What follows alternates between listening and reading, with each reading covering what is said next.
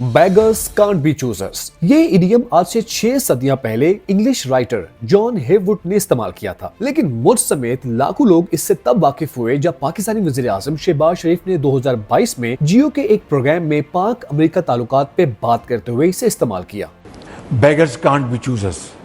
WikiLeaks के मुताबिक पाकिस्तानी हुक्मरान आमतौर पे अपनी आवाम से झूठ बोलते हैं, लेकिन शहबाज शरीफ का यह कहना कि बेगर्स कांट बी चूजर्स सच साबित हुआ। 20 जनवरी 2025 को जब ट्रंप की ओथ सेरेमनी के अंदर मशरिक से मगरिब, शिमाल से जनूब सभी लीडर्स मौजूद थे। नहीं थे तो हम बेगर्स।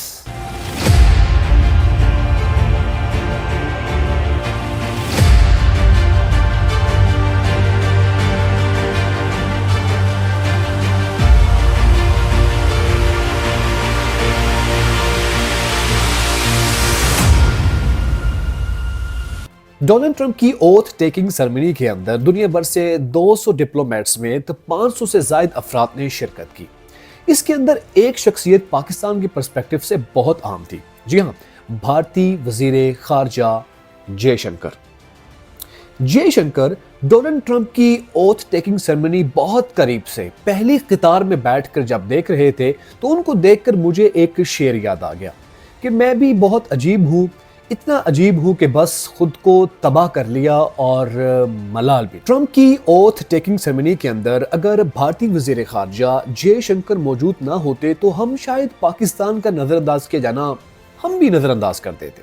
लेकिन ये तो गजब बेइज्जती है। बेइज्जती तो है, उससे बड़ी बेइज्जती ये है कि एलन मस्क के बनाए हुए एक्स यानी कि ट्विटर के ऊपर शहबाज शरीफ ने जब ट्रंप को मुबारकबाद दी, वो भी गैर कानूनी और गैर शरई वीपीएन लगा के। ये हम कहां पे पहुंच गए हैं? शायद बेइज्जती प्रूफ हो चुके हुए हैं। वो कहते हैं ना जी कि ठंड और बेइज्जती जितनी महसूस करो उतनी फील होती है, जो कि हमने शायद महसूस करनी छोड़ दी है। एक साथ आजाद होने वाले पाकिस्तान और भारत की अपने अपने मुल्कों के लिए ये वाहिद खारजा पॉलिसी ही है जिसकी वजह से भारत कभी भी वर्ल्ड मैप के ऊपर तनहा नहीं हुआ, जबकि पाकिस्तान अपने वजूद से लेकर आज तक अमेरिका की हर जायज और नाजायज बात मानकर, उनसे एड लेकर, वॉर एंड टेरर में नॉन नेटो एलाई बनकर, अपनी हजारों लाखें जानें गंवाकर इंफ्रास्ट्रक्चर तबाह करने के बावजूद भी आज दुनिया के नक्शे के ऊपर तनहा खड़ा नजर आता है। और उनका जब दिल करे एक ट्वीट करके डू मोर का मुतालबा करते हैं और हमें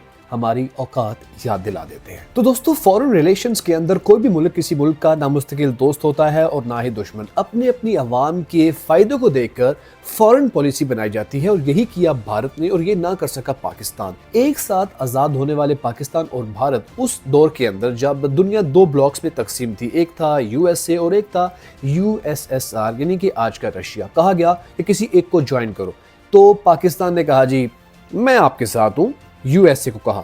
लेकिन यही जब उनसे कहा गया भारत से, तो भारत ने कहा कि नहीं भाई, मैं न्यूट्रल हूं, ना मैं आपको बुरा कहूंगा ना मैं आपको बुरा कहूंगा। इसी बात के अंदर उसने दोनों से रिलेशन अच्छे रखे और अपनी ट्रेड भी जारी रखी, अपने रिलेशंस भी, और बदले में अपनी फौजी ताकत को भी मजबूत किया।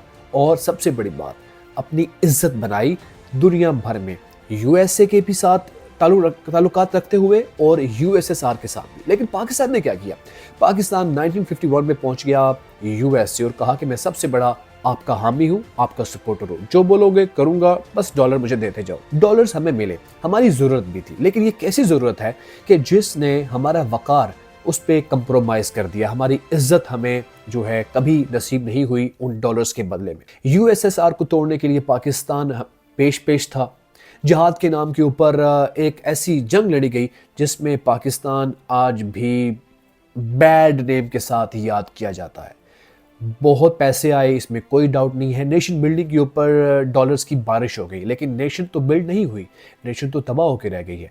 वो पैसे तो आमिर कहाँ पे ले गए अपने साथ, इस आज तक हमें इसका इल्म नहीं हो सका। फिर उसके बाद 9/11 होता है। 9/11 के बाद एक बार फिर से को जरूरत पड़ती है पाकिस्तान की। पाकिस्तान फिर से अपने आप को पेश कर देता है मुशर्रफ की सूरत में। जब उनकी जरूरत पूरी होती है तो वो हमें बाल की तरह बाहर निकालते हैं, आंखें दिखाते हैं और दो चार ट्वीटें करके हमें डू मोर कह के हमें मजीद रुस्वा और जलील कर देते हैं।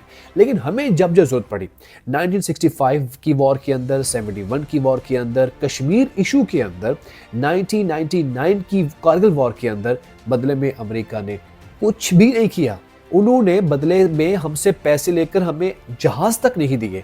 तो ये हमारी इज्जत है। मुझे नहीं समझ आती कि हम लोग ये अपनी बेइज्जती महसूस क्यों नहीं करते। रिसेंटली रशिया ने जब इन्वेड किया यूक्रेन पे तो प्रेशर था पाकिस्तान और भारत के ऊपर कि कंडेम किया जाए। भारत ने कंडेम नहीं किया, बदले में उनसे ट्रेड उनकी यूएसए से भी जारी रही और रशिया से भी जारी रही। पाकिस्तान में जब बात आई तो इमरान खान ने काफ़ी हद तक इसका प्रोटेस्ट किया कि भाई नहीं, हम न्यूट्रल हैं, हम कोई क्या हम कोई गुलाम हैं कि जो आप कहेंगे हम कर लें? क्या आपके गुलाम हैं कि आप जो कहें वो हम कर लें? लेकिन एक ही दिन के बाद जनरल बाजवा ने कहा नहीं, हम कंडेम करेंगे और उन्होंने एक सिक्योरिटी कॉन्फ्रेंस में आके ये कह दिया कि हम रशिया की को कंडेम करते हैं उसका यूक्रेन में जाना। तो ये वाज़ेह पॉलिसी है। अपने अपने मुल्क के फ़ायदे को भारत ने सिर्फ देखा और पाकिस्तान ने अपनी फ़ायदे को नहीं देखा, बस उस प्रेशर को देखा जो साहब बहादुर का ऊपर से कॉल आई। और ये कॉल पिछले 77 सालों से आती है और प्रेशर लिए बगैर उनकी बात मान ली जाती है और बदले में आज पाकिस्तान की ये इज़्ज़त वक़ार है। ना नेशन बिल्डिंग हुई, ना हमारे हालात अच्छे हुए, बल्कि उल्टी दहशतगर्दी, बदअमनी और बेइज्जती और वक़ार कुछ भी हमारे पास नहीं रहा। तो ये है जी हमारी मुख्तसर 77 सालों की ये दास्तान।